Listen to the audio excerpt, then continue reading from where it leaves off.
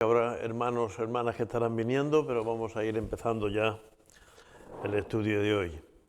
Vamos a orar. Padre Santo y Celestial, ayúdanos, Señor, a leer y estudiar esta palabra que ocurrió hace tantos años, pero que, Señor, aún seguramente tú quieres aplicar cosas en nuestras vidas. Por eso ayúdanos a asimilarla, a entenderla y además de conocerla, poder, oh Padre Celestial, aprender de las cosas que tú quieres que sepamos. Bendice a los que ya hemos llegado, así como trae con bien a los que estén de camino. En el nombre de Jesús, amén. Bueno, habíamos visto con David la 10ª plaga, la muerte de los primogénitos. Eso provocó una noche muy especial en Egipto, donde nadie había dormido. En unas casas porque estaban de fiesta, ¿no? Estaban de cena, y una cena muy especial que tenían que comerla de pie y con los chaquetones puestos, todo preparado para salir corriendo, y en las casas de Egipto porque había un muerto en cada casa, de los primogénitos, tanto de las personas como de los animales. Un poco se vuelve atrás lo que había ocurrido en Éxodo 1. En Éxodo 1 el faraón dijo que todos los niños que nazcan sean echados al río.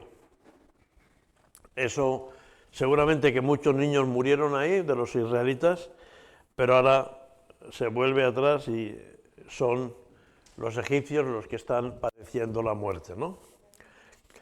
Dice Éxodo 12:31, e hizo llamar a Moisés y a Aarón de noche, el faraón, y les dijo, salid de en medio de mi pueblo, vosotros y los hijos de Israel, e id, servid a Jehová como habéis dicho. Tomad también vuestras ovejas, vuestras vacas, como habéis dicho, e idos y bendecidme también a mí. Y los egipcios apremiaban al pueblo, dándose prisa a echarlos de la tierra, porque decían, todos somos muertos. Y llevó el pueblo su masa antes de que se enludase, sus masas envueltas en sus sábanas sobre sus hombros. El pueblo había preparado una cena muy especial, una cena de panes sin levadura y masa de pan que por no tener levadura pues aguantaba mucho más tiempo y ya la irían pudiendo comer en el viaje. Y además, como la carne que habían cocido estaba cocinada, estaba asada, pues también podían coger la carne que había sobrado y con todas esas cosas pudieron partir. Faraón le dice que se marchen con urgencia. Si recordáis, en la plaga de las ranas había dicho, bueno, mañana, pero aquí no, dice, tenéis que iros ya, que se vayan con sus ganados. Pero una cosa curiosa, dice, pero bendecidme. Algo que Faraón había aprendido es que el Dios de Moisés era un Dios todopoderoso y quería esa bendición. Ocurrió lo mismo con Jacob. Si recordáis, cuando vino Jacob a Faraón, fue Jacob quien bendijo a Faraón y no Faraón quien bendijo a Jacob, aunque Faraón era considerado un Dios, pero fue Jacob. Y en eso ahí tenemos que ser de bendición y fue así. La orden de salir fue inmediata porque así cuando Faraón se quiso arrepentir, el pueblo ya estaba en marcha. Si el pueblo hubiera dicho, bueno, vamos a esperar un poco, vamos a recoger... No, Moisés les había dicho, tenedlo todo a punto. En cuanto nos digan, vamos, tenemos que salir corriendo. Y es importante que estemos preparados para salir de Egipto, ¿no? Ya veremos luego lo que significa salir de Egipto. Por eso todos estaban a punto y en muy poco tiempo salieron todos, ¿no? El Salmo 105:37 dice, los sacó con plata y oro y no hubo en sus tribus enfermos. Ricos y sanos los sacó el Señor. Es decir, algo que el Señor le había dicho, pedirle a los egipcios que os den joyas, que os den sus adornos, sus aretes, sus pulseras, sus collares, sus telas. Y ellos lo pidieron. De alguna forma, ellos se llevaron las riquezas de Egipto, ¿no? Se llevaron las riquezas de Egipto. Con ese oro, con esas telas, fue con lo que luego se pudo construir el tabernáculo. Y la gente estaba tan desesperada, porque pensar que habían pasado las 10 plagas, pero la última era ya desesperante, había un muerto en cada casa, y los siguientes pensaban, si no obedecemos y estos no se van, el Dios de los israelitas nos va a matar a todos. Entonces tenían prisa porque se marcharan. ¿Cuánto duró cada plaga? Pues aproximadamente, ¿no? El agua convertida en sangre fue una semana, las ranas fue un día, al día siguiente se marcharon, los piojos, la mayoría, excepto el agua convertida en sangre y las tinieblas, fueron de un día. Pero en total serían unos 18 días que duraron las plagas. No quiere decir que fueron 18 días seguidos. Se calcula que sería entre 2 meses y un año que hubo el tiempo de las plagas, porque había un poco de recuperación. Pero fue un tiempo relativamente corto, pero claro, pues un día entero lleno de moscas que están afectando. Además, las 3 primeras sí afectaron a todas las casas, pero las 7 segundas solo afectaban a las casas de los egipcios. Las casas de los israelitas no tuvieron moscas, no tuvieron peste sus ganados, ni úlceras, ni el granizo les afectó, es decir, que el Señor ya hizo una división. Pero entonces el pueblo llevaba ya una acumulación de dolor, de sufrimiento, de pérdida, ¿no? Una consecuencia que podemos extraer de las plagas es que terrible cosa es caer en manos del Dios vivo.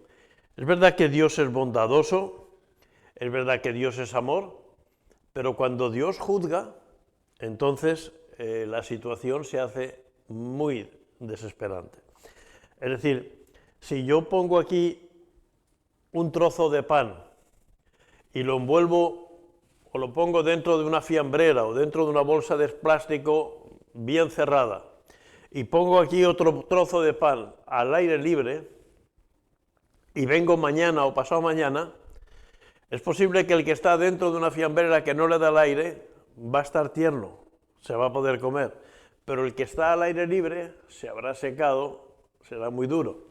Cuando uno está bajo la protección de Dios, la protección del Señor nos hace que seamos útiles. Pero cuando uno rechaza la protección de Dios, somos como ese pan que se va endureciendo más y que vamos perdiendo todas las propiedades, ¿no? La última plaga, la de los primogénitos, tiene una connotación especial para el pueblo de Israel, pero también para todos nosotros, porque con esa se empieza la Pascua. El principal ingrediente entre Éxodo 11 y Éxodo 12 es la obediencia. Dios habló, su pueblo escuchó y se pusieron a hacer lo que Dios dijo. Eso funcionó en ese momento y funcionará siempre. La obediencia a Dios siempre funciona. El pueblo de Israel no siempre había sido obediente. Recordar, incluso Moisés en su llamamiento estuvo rebelde, pero llegó un momento en el que el pueblo de Israel ya se puso a obedecer a Dios, cuando veía que caían las plagas y que en sus casas había luz, pero en las otras casas eran tinieblas, que las moscas a ellos no les afectaban, pero oían de la queja de los egipcios y ya se daban cuenta. Entonces obedecieron, por eso ya estaban a punto de, cuando Moisés les dice hay que pintar el dintel de la puerta con sangre, estuvieron dispuestos a hacerlo. El camino de la obediencia siempre es un camino futuro.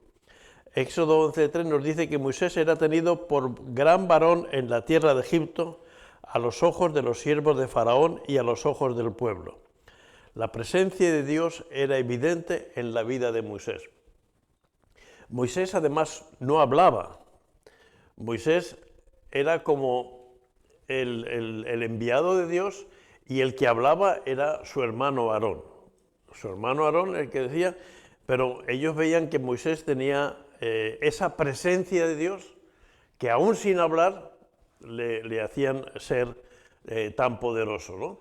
Y de esa manera él se ganó el respeto de la gente. Recordar que Moisés se va de Egipto porque dicen, ¿quién te ha puesto a ti por nuestro Salvador, ¿no?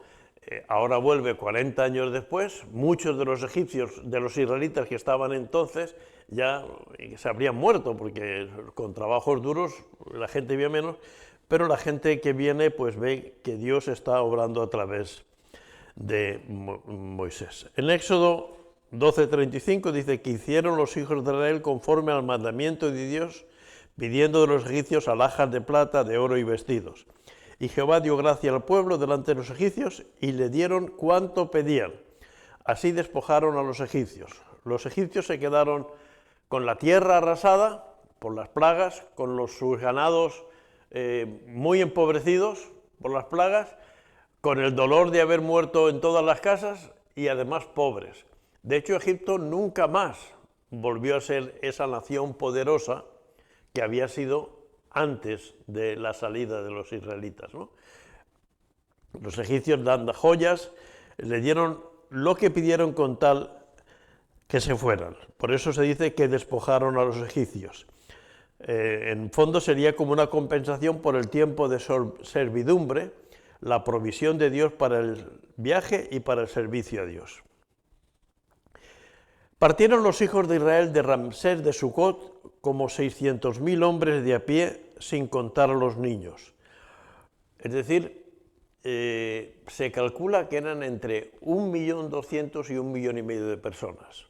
600.000 hombres de a pie, normalmente se contaban de 20 años para arriba. Por eso esos son los que luego no entraron. De 20 años para arriba, pues pongamos que había otras tantas mujeres y otros jóvenes, pues se calcula sobre 1,5 millones de personas. No todos eran israelitas, pero se sabe, y luego leyendo otras cosas, algunos de los egipcios o de otros países dijeron, no nos quedamos en Egipto, nos vamos con vosotros. Queremos ver esto que Dios os ha prometido, queremos conocer. Y eso fue parte de los problemas que luego ocurrieron en el desierto, porque esa gente se llevaron sus dioses, se llevaron sus costumbres, ¿no? También subió con ellos gran multitud de toda clase de gentes y ovejas y muchísimo ganado. Subieron gran multitud de toda clase de gente. Y cocieron tortas sin levadura de la masa que habían sacado de Egipto, pues no habían leudado, porque al echarlos fuera los egipcios no habían tenido tiempo para prepararse comida.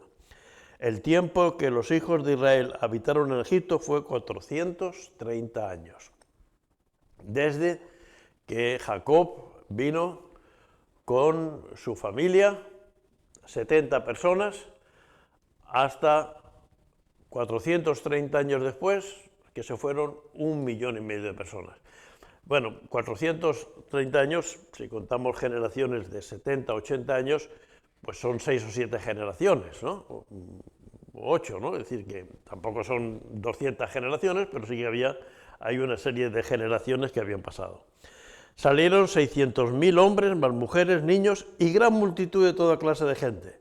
Debían ser egipcios casados con hebreas y de otros pueblos. Gente que huía de la esclavitud y que veían más seguro estar bajo la mano poderosa de Jehová. El número total de los que salieron puede ser de unos 2 millones de personas, entre 1,5 millones y 2 millones de personas. Y los israelitas estuvieron, como morido, 430 años en Egipto.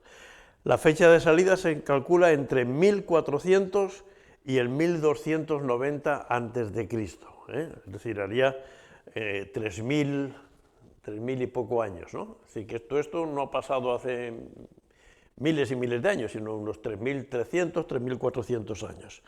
El Señor cumplió su promesa de llevar su pueblo a la tierra prometida.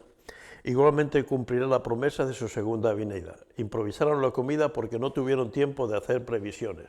Y es importante el darnos cuenta que desde que Dios le prometió a Abraham hasta ahora ya habían pasado 500, casi 600 años, entre 550 y 600 años. A veces las promesas de Dios no son inmediatas, necesita un tiempo. Pero claro, si Dios hubiera llevado a Jacob a conquistar la tierra prometida con 70 personas, entre ellas mujeres y niños, pues claro, cualquier ejército los hubiera destrozado. Pero ahora eran 1,5 millones de personas. Eran 600.000 hombres, digamos, dispuestos para la lucha, con lo cual ahora ya sí eran una nación. Pero fijaros que eso se había formado dentro de Egipto. Jehová habló a Moisés diciendo: y cuando Jehová te hubiere metido en la tierra del cananeo, del eteo, del amorreo, del heveo y del jebuseo, la cual juró a tus padres que te daría, tierra que destila leche y miel, harás esta celebración en este mes. 7 días comerás pan sin leudar, y el 7º día será fiesta para Jehová. Por los 7 días se comerán los panes sin levadura, y no se beberá contigo nada leudado, ni levadura en todo tu territorio. Y lo contarás en aquel día a tu hijo diciendo: se hace esto con motivo de lo que Jehová hizo conmigo cuando me sacó de Egipto. Y te será como una señal sobre tu mano y como un memorial delante de tus ojos, para que la ley de Jehová esté en tu boca, por cuanto con mano fuerte te sacó de Egipto. Es decir, aquí empieza una de las cosas que da identidad a un pueblo. Una de las cosas que da identidad a un pueblo son las fiestas que celebra. Por ejemplo, todos los pueblos celebran el día de la independencia o el día en que fueron liberados. Tal. Bueno, pues la Pascua es el día de la liberación de Egipto. La Pascua es el día de la salida de Egipto. Hoy en día el pueblo de Israel sigue celebrando la Pascua. Algunos creyentes y otros no creyentes. Como pasa también entre nosotros. Nos ponen luces en Navidad, pero no quiere decir que la gente crea en Jesús. Pero bueno, la gente celebra la fiesta porque la fiesta siempre viene bien. En Israel se celebra la fiesta. Israel tiene 2 años nuevos. Un año nuevo religioso, que empieza en la Pascua. La Pascua se hace el 14 del día primero del mes de Abib o de Nisán, que es en marzo o abril, porque los judíos tienen meses de 28 días. Ellos hacen meses de 28 días con las fases de la luna. Cada vez que es luna nueva es un mes, ¿no? Y cada 4 años pues hay lo que nosotros llamaríamos 2 diciembres, porque claro, si no se alcanzaría, porque un año no son 12 fases de la luna, sino son 12 y pico, ¿no? Entonces, cada 4 años hacen 2 diciembre y vuelven a empezar las fases de la luna. La fiesta de los panes sin levadura nos habla de la pureza de un pueblo redimido. Sabéis, los que o las que cocináis, que si tú haces una masa y le pones levadura, la dejas reposar y cuando vuelves al cabo de un par de horas, pues la levadura que estaba así ha crecido, ¿no? Hay la misma masa, pero parece que hay más, ¿no? Entonces, sin levadura quiere decir sin nada que dé apariencia de más de lo que es, ¿no? Que seamos un pueblo puro moralmente, ¿no? La Pascua es la fiesta de los panes y levaduras y la fiesta de consagración de los primogénitos, que era una lección práctica para generaciones futuras. Es decir, los egipcios vieron que sus primogénitos morían. Los judíos tenían que dedicar el primogénito al Señor. No murieron ni mueren, pero había que ofrecer un sacrificio como una señal de gratitud. Señor, tú nos perdonaste, no murieron nuestros primogénitos, pero ahora nosotros en señal de gratitud te ofrecemos un cordero, o si la familia no pobre, unos palomos, ¿no? Unas tórtolas. Es lo que ofrecieron Jesús, José y María cuando nació Jesús, ¿no? Cuando fueron al templo ofrecieron esto. Jehová habló a Moisés diciendo: dedicarás a Jehová todo aquel que abriere matriz, y asimismo todo primer nacido de tus animales, los machos serán de Jehová. Mas todo primogénito de asno redimirás con un cordero, y si no redimieres quebrarás su cerviz. También redimirás al primogénito de tus hijos.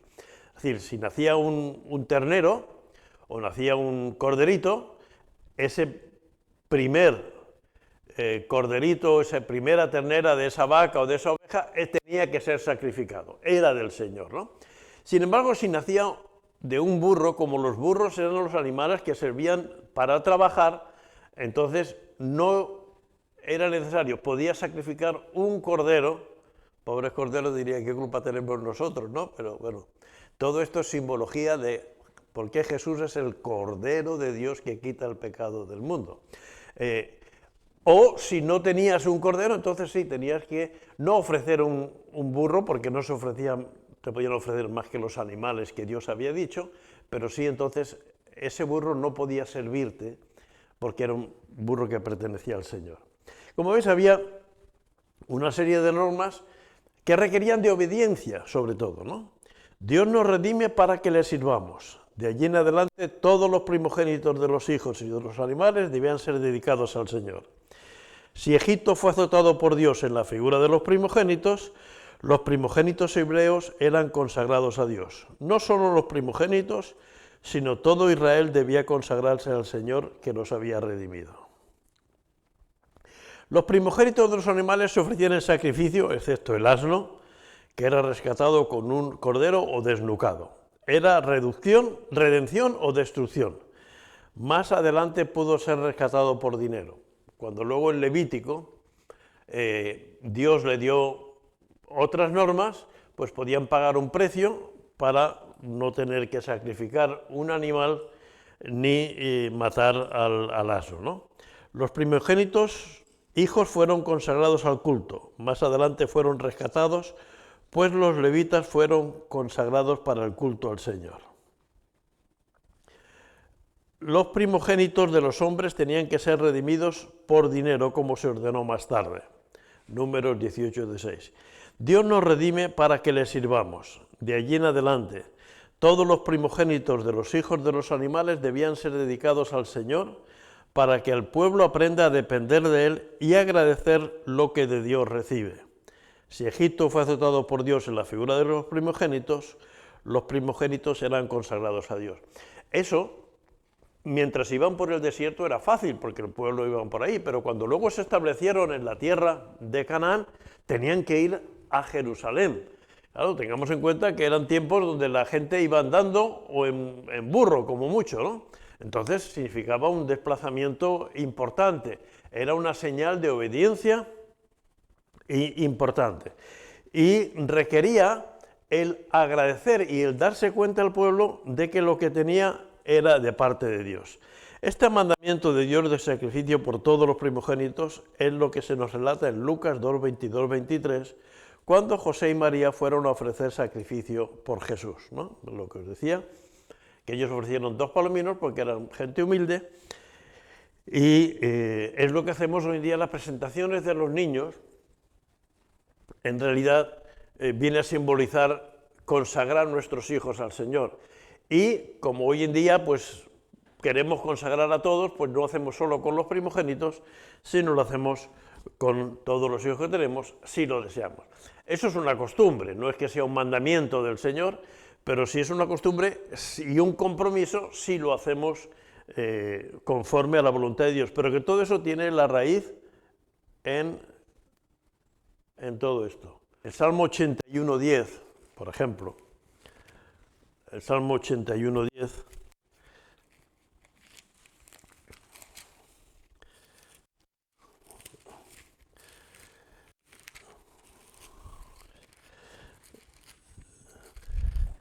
Dice, yo soy Jehová tu Dios que te hice subir de la tierra de Egipto.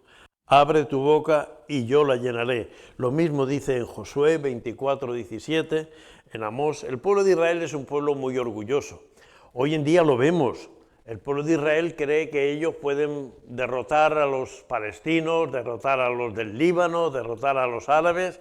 El pueblo de Israel es un pueblo orgulloso y no se da cuenta que existen porque son el pueblo de Dios y porque había profecías sobre esto.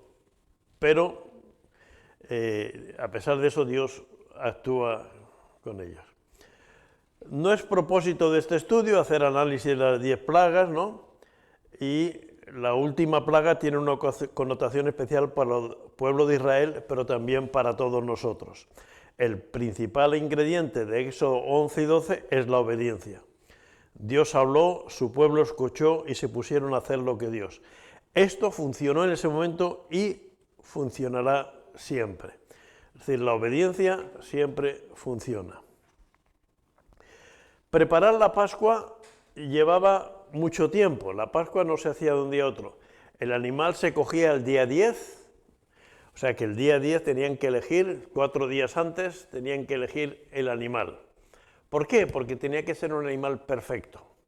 Y bueno, cuando uno va deprisa, pues a veces no coge las cosas perfectas.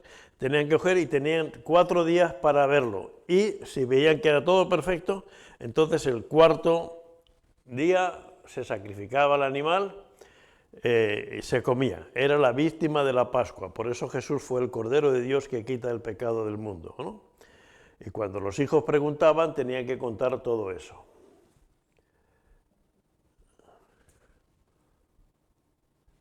Todo Israel obedeció lo que se destaca en este pasaje en las diferentes, entre obedecer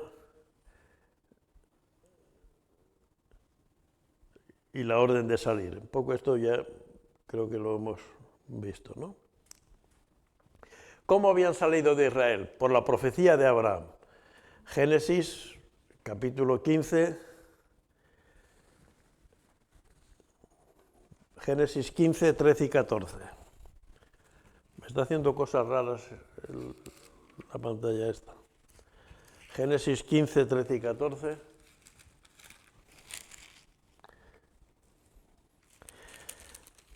Era Abraham aquí quien dice: entonces Jehová dijo a Abraham: ten por cierto que tu descendencia morará en tierra ajena y será esclava allí y será oprimida 400 años.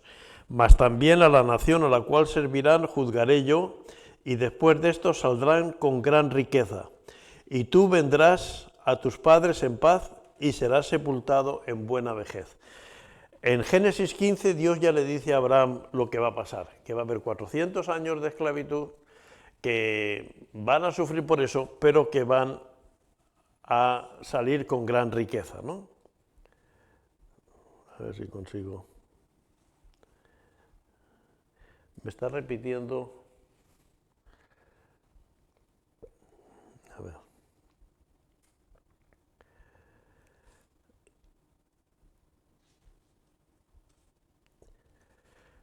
En la celebración de la Pascua, una de las condiciones que tenían que cumplir los israelitas era que no podían romper ningún hueso del cordero.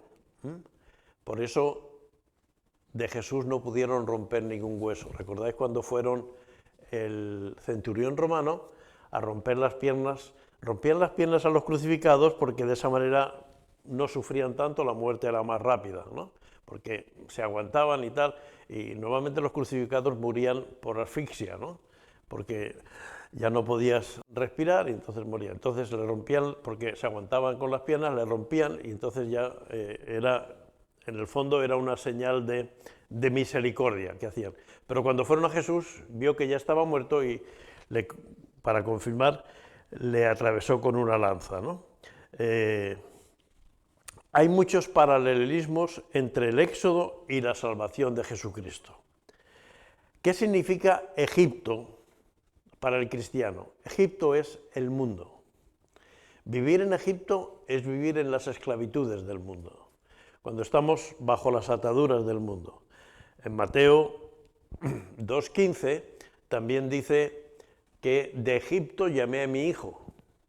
Es decir, Jesús, cuando fue huyendo, José y María lo cogieron, que él era un bebé que Herodes quería matar.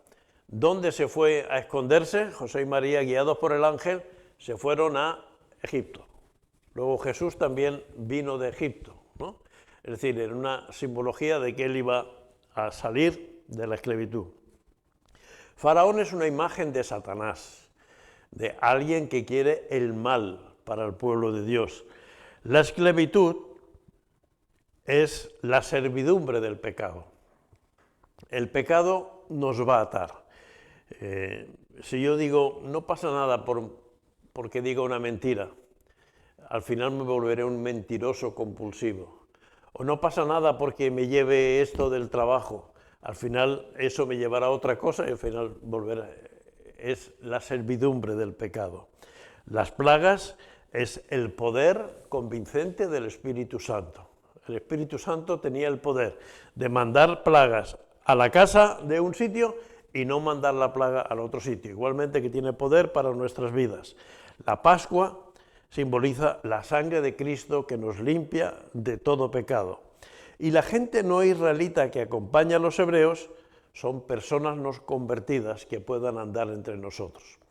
Por eso, en la Iglesia hay los que creen, los que no creen y los que se creen que creen. Los que no creen están claros, no han aceptado a Jesús como Señor y Salvador. Pero lo peor en la Iglesia son los que creen que creen. Estos que salían con el pueblo de Israel y decían, bueno, nosotros llevamos con los israelitas, pero llevaban en sus mochilas sus dioses, sus costumbres, y fueron los primeros que dijeron, uy, allí en Egipto tendríamos ollas y tendríamos carne y tendríamos cosas, ¿no?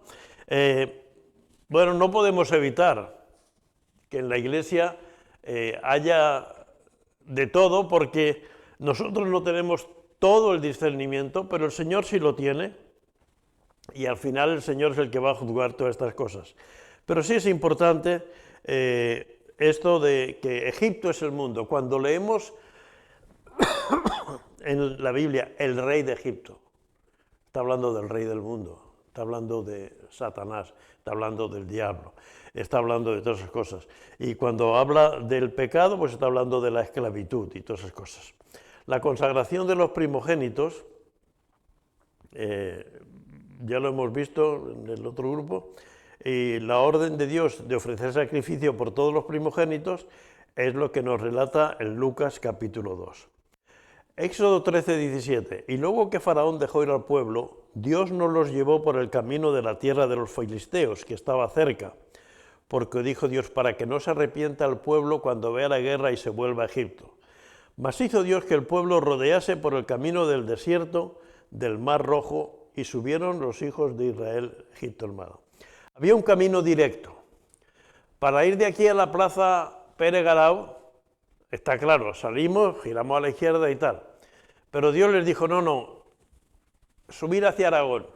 Y por Aragón ir por Médico José Darder. Y allí llegaréis a la plaza, no sé qué, y diría, Señor, pero si es que por aquí llegaba. Obedecer. Dios le daba instrucciones claras a Moisés. El pueblo de Israel vivía aquí. Esto es la zona de Gosén.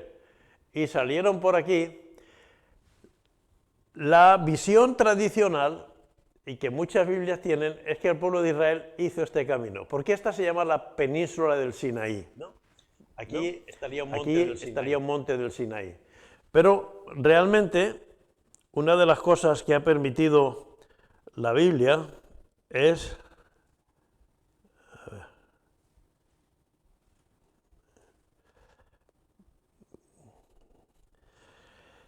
ver que el pueblo de Israel, este era el camino corto, pero este camino corto era el camino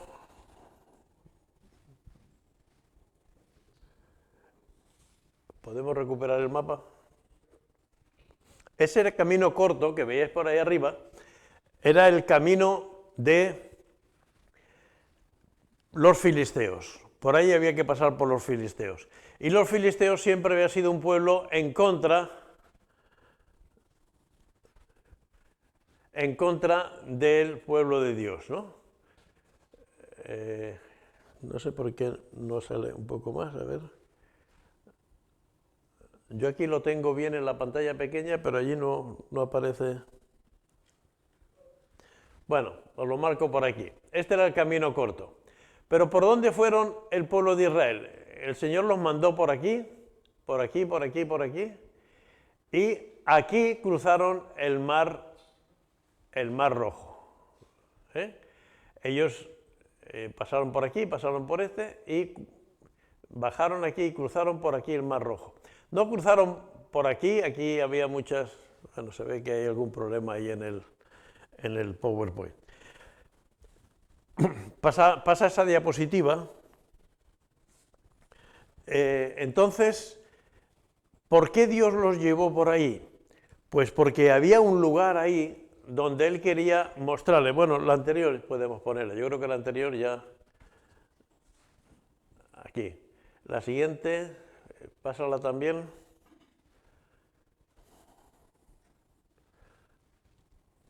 ¿La pasas tú? No, no. Algo tienes. Bueno, tomaron también consigo Moisés los huesos de José, tal como él había ordenado. Aunque se fueron con prisas, no se olvidaron de coger a José. José había dicho, y José estamos hablando de cuando recién llegaron, 400 años antes, dijeron, yo creo en lo que Dios le dijo a Abraham, que un día os iréis de aquí, me tenéis que llevar. Como José fue tratado como un príncipe egipcio, pues José estaba embalsamado y seguramente en su sarcófago, pues cogieron el sarcófago y se lo llevaron. Aunque salieron deprisa, debían tenerlo todo preparado porque realmente no se olvidaron de eso. Vamos a ver si recuperamos un poco. Pues entonces vemos que ellos pasaron hasta este desfiladero, ¿eh?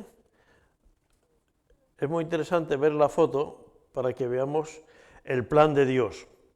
Porque claro, entre tanto que ellos van andando por este camino, a ver si puedes pasar esa foto del mapa, entre tanto que ellos van andando por este camino, Faraón dice, estamos arruinados, no tenemos animales, no tenemos cosecha, porque la cosecha sea con los insectos sea esto, y encima no tenemos gente que trabaje, porque ¿quién trabajaba en Egipto? Los judíos, los israelitas, eran los que estaban trabajando.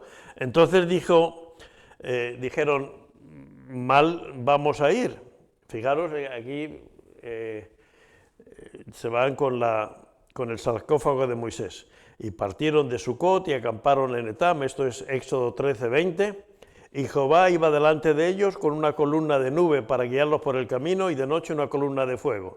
Es decir, era sombra de día y luz de noche, ¿no? Es decir, durante 40 años los judíos vieron este milagro, que el sol no les fatigaba y que por la noche podían ver. Imaginaros lo que era una noche en el desierto, sin embargo ellos estaban realmente bajo la dirección del Señor. Una columna de fuego era la presencia sobrenatural del Señor que les protegía.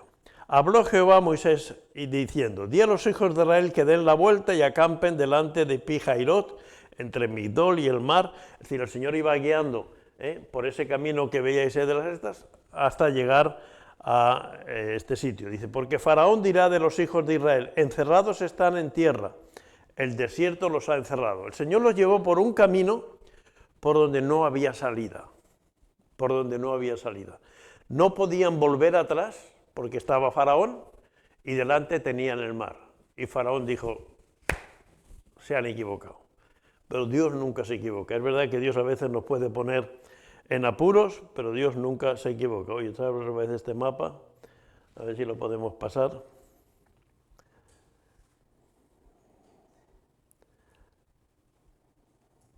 Estas flechas que se van saliendo son por donde iba el pueblo, hasta llegar, se ha vuelto, pues hay que volverlo a pasar ahí. Entonces, pasaron por un desfiladero donde había montañas a un lado y montañas a otro. En una zona desértica, pero aún en los desiertos hay lugares donde hay montañas, ¿no? Y entonces ahí el Señor los llevó a ese sitio. Y estando en ese sitio, este es el desfiladero. El Señor metió al pueblo de Israel por este desfiladero, ¿no? Ellos entraron por aquí, bum, bum, bum, bum, bum, hasta llegar a esa playa. Como veis, la playa sí que era grande, pero solamente tenía esa entrada. Y cuando Faraón dijo, están perdidos, ahí no los vamos a cargar. Lo que no contaba Faraón es que Dios iba a poner una columna de fuego, y es verdad que los israelitas no podían echarse para atrás, pero Faraón tampoco pudo avanzar, y lo tuvo ahí parado. Entonces, Dios sigue transmitiendo sus instrucciones a Moisés, y le dice a Moisés que acampen junto al mar. Moisés ha aprendido a obedecer, Moisés ya no discute con el Señor. De acampar, pues aquí. Aparentemente era un mal lugar para acampar, pues era un desfiladero entre montañas que solo dejaba un pequeño pase para poder llegar a la playa, y delante estaba el Mar Rojo, o también llamado el Mar de las Cañas. Dios haría que Faraón los siguiera para mostrar su poder sobre los egipcios, y el milagro iba a ser mayor, ¿no? Faraón debió pensar que el pueblo estaba perdido, y que donde habían acampado, al ser tan estrecho y la única entrada, era una ratonera donde estaban atrapados y no podían escapar. Éxodo 14. Y fue dado aviso al rey de Egipto que el pueblo huía, y el corazón de Faraón y de sus siervos se volvió contra el pueblo, y dijeron: ¿cómo hemos hecho esto de haber dejado a Israel para que no nos sirva? Y unció su carro y tomó consigo su pueblo. Y tomó 600 carros escogidos y todos los carros de Egipto y los capitanes sobre ellos. Algo que no nos cuenta la Biblia es que llevaban armas. Los israelitas salieron sin armas prácticamente, porque los esclavos no solían tener armas. Quizás algunos de los acompañantes tendrían algún arma, pero no tenían armas, ¿no? Las armas que podían llevar eran los bastones, en los cuales se apoyaban sobre todo la gente mayor. Por lo tanto, con 600 carros y supongo que gente de a caballo, pues ahí estaban, ¿no? Y endureció Jehová el corazón de Faraón, rey de Egipto, y él siguió a los hijos de Israel. Pero los hijos de Israel habían salido con mano poderosa. Faraón se arrepiente y sale detrás de los egipcios con 600 carros. Y cuando a Faraón se hubo acercado, los hijos de Israel alzaron sus ojos, y aquí que los egipcios venían. No veían a los egipcios, seguramente vieron la polvareda de 600 carros por el desierto. Y debieron decir: uy, viene por ahí Faraón. Y entonces tuvieron miedo y dijeron a Moisés: ¿no había sepulcros en Egipto que nos has sacado para que muramos en el desierto? ¿Por qué has hecho así con nosotros? Seguramente que estos eran ya no tanto del pueblo de Israel, sino de los que habían salido acompañando al pueblo de Israel. Y que al primera dificultad ya salen las dudas, ya salen las quejas, ya salen los lamentos. ¿No es esto lo que hablamos en Egipto diciendo: déjanos servir a los egipcios porque mejor nos fuera servir a los egipcios que morir nosotros en el desierto? Nadie obligó a nadie a salir de Egipto. Pasa que viendo la mortandad, viendo las plagas, todos quisieron salir. Pero a la más mínima dificultad vienen los problemas. Los israelitas ven a los egipcios y tienen miedo. Cuando el pueblo vio tan cerca a los enemigos, clamaron a Yahvé. Es la primera vez que el pueblo ora a Dios, clama a Dios después de su salida. Pero después del clamor enseguida buscan a un culpable. Se quejan a Moisés, como ya ocurrió en Éxodo 5. En Éxodo 5, y recordáis, es cuando Moisés va a interceder y entonces le dice Faraón: pues ahora, antes os dábamos la paja, ahora tenéis que ir a buscar la paja. Dice: hombre, desde que vas a hablar con Faraón tenemos más trabajo. Y a veces las cosas salen así. Piensan que van a morir y prefieren ser esclavos en Egipto que morir en el desierto. Eran incrédulos y no sería la única vez. Pero Moisés dijo al pueblo: no temáis, estad firme y ved la salvación que Jehová hará hoy con vosotros. Porque los egipcios que hoy habéis visto, nunca más para siempre lo veréis. Jehová peleará a vosotros y vosotros estaréis tranquilos. Va a ser la última vez que vais a ver a los egipcios. Moisés ya era un hombre de fe. Moisés ya tenía confianza en que Dios iba a cumplir la promesa que Dios había hecho a Abraham. Sabía a quién recurrir y sabía que Dios le respondería. Les dice que verán un gran milagro y que derrotarán a los egipcios para siempre. No temáis, estad firme y ved la salvación de Dios. Yahvé para hoy con vosotros. Yahvé peleará hoy vosotros estaréis tranquilos. Es lo que Dios nos pide. Él luchará por nosotros y nosotros solo hemos de estar firmes. Esto hemos visto que ocurrió con Gedeón y sus 300 hombres, o con David, ¿no?, que le bastó una piedra, ¿no? Este es un gran mensaje para poner la confianza en el Señor y no en nosotros, porque algunos israelitas, a pesar de todo lo que habían visto, aún no lo tenían claro. La secuencia humana lógica de una situación de pánico es: nos asustamos, corremos, luchamos y lo contamos. Es decir, vemos que va a haber un peligro y lo primero nos asustamos. Lo segundo, intentamos huir. Si no podemos huir, luchamos. Y luego contamos lo que lo que nos ha ganado. Pero sin embargo, aquí es todo lo contrario. Primero lo cuenta, no tengáis miedo, no va a pasar nada, vamos a derrotar a los egipcios. Es decir, primero lo contamos. Y luego dice, Él está a nuestro lado y espera que confiemos. Es decir, hermanos, si nuestra vida está en las manos de Dios, el Señor cuidará de nosotros. Y eso nos tiene que enseñar este pasaje. Entonces Jehová dijo a Moisés, ¿por qué clamas a mí? Di a los hijos de Israel que marchen. Ya no es tiempo de orar. Hay veces que es tiempo de orar y hay veces que es tiempo de actuar. Dios le puede a Moisés que no ore, que el pueblo marche y que no se quede parados. Quedarse parados es darse por vencidos. En la vida cristiana hemos de seguir adelante. Y el ángel de Dios que iba delante del campamento de Israel se apartó e iba en pos de ellos. Y así mismo la columna de nube que iba delante de ellos se apartó y se puso a sus espaldas. E iba entre el campamento de los egipcios y el campamento de Israel. Y era nube y tinieblas para aquellos y alumbraba a Israel de noche. Y en toda aquella noche nunca se acercaron. Es decir, nunca se pudieron acercar. Estaban muy cerca, pero nunca llegaron. ¿Quién lo hace? El ángel de Dios. Cristo mismo que iba guiando al pueblo. La columna de nube que iba delante se puso detrás, entre israelitas y egipcios.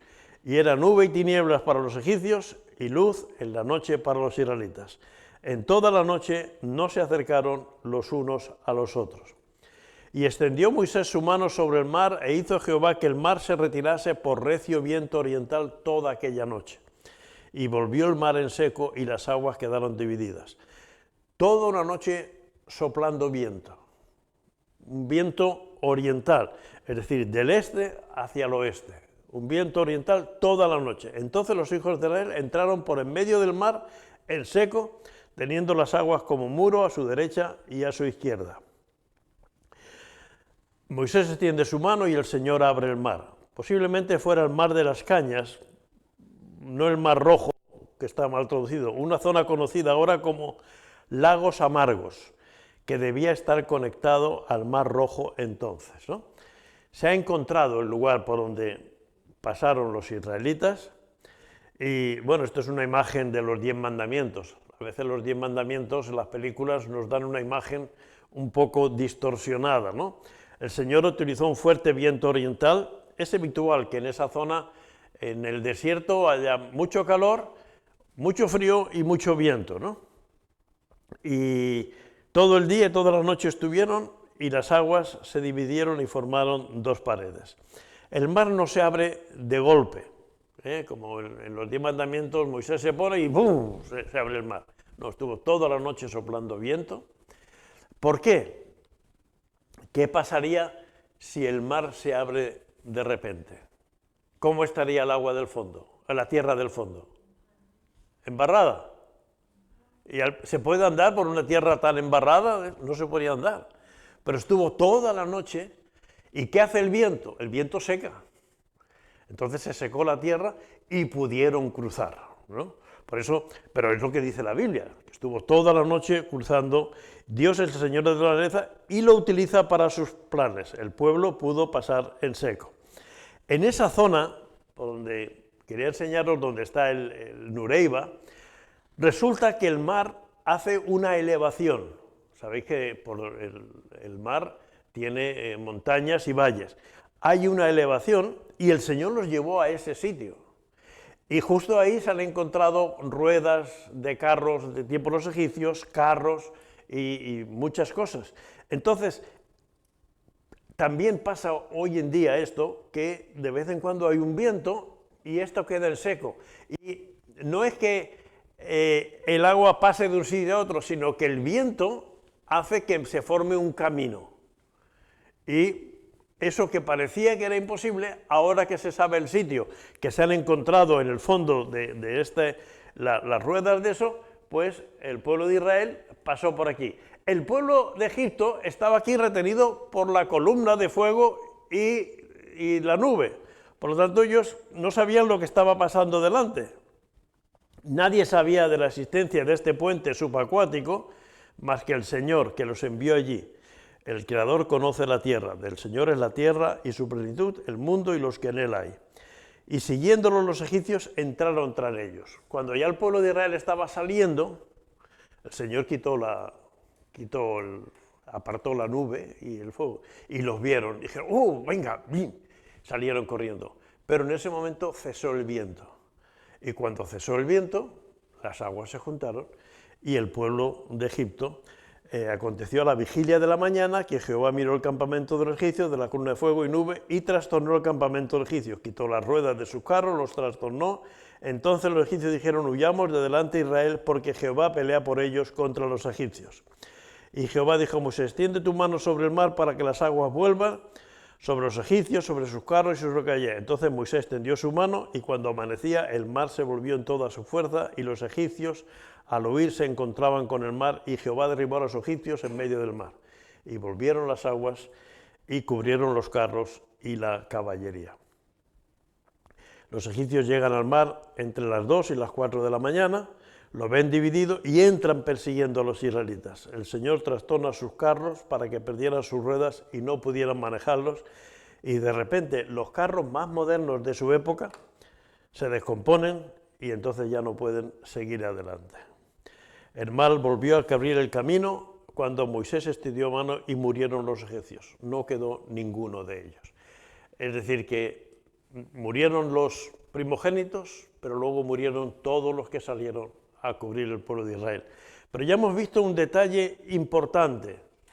Cuando vieron el primer peligro, ya se quejaron contra Moisés.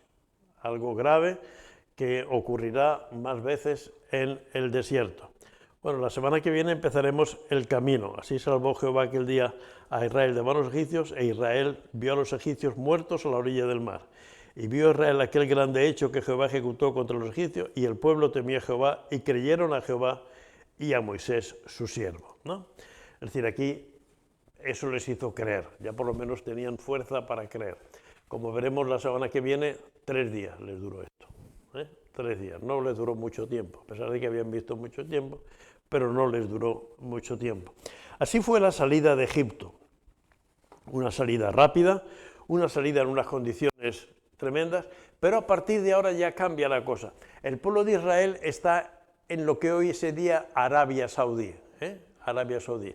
Por eso, cuando los árabes, a mitad del siglo XX, Ron Wyatt, un arqueólogo cristiano, descubrió este sitio y descubrió el auténtico monte Sinaí. Hay varios montes Sinaí por esa zona. Aquí, por ejemplo, en Mallorca, si tú vas a Cala Figuera, tienes que decir a qué Cala Figuera quieres que vaya. A la Cala Figuera que está por la zona de András, a la Cala Figuera que está por Cala Rayada, a la Cala Figuera que está por Calas de Mallorca. Tiene el mismo nombre en diferentes sitios.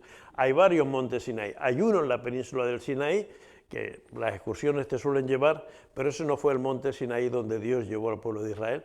Lo llevó en Arabia, que era donde Moisés estuvo cuidando las ovejas de su suegro, ¿no?